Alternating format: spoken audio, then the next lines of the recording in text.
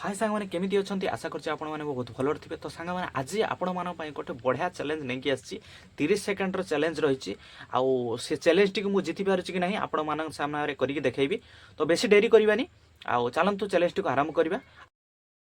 देखो सांग मैंने ये पानी ग्लास टी रही पानी ग्लास भितर ये लेंबू टी रखा जाइए।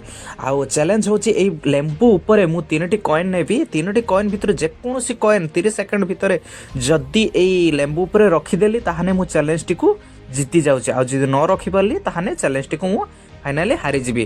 तो बेसी डेरी करानी प्रथमे जा आम टाइमर ऑन करदे मोबाइल रे। देखु ये मोबाइल रे टाइमर ऑन करनवा आउ टाइमर ऑन कर सारापर जाकि आम कॉइन रखा। टाइमर ऑन कर लूँ मु देखो तो टाइमर भी ऑन हो कॉइन टी आम या ऊपर रखा। आउ प्रथम सीट प्रथम कॉइन रखिपारे हारीगली।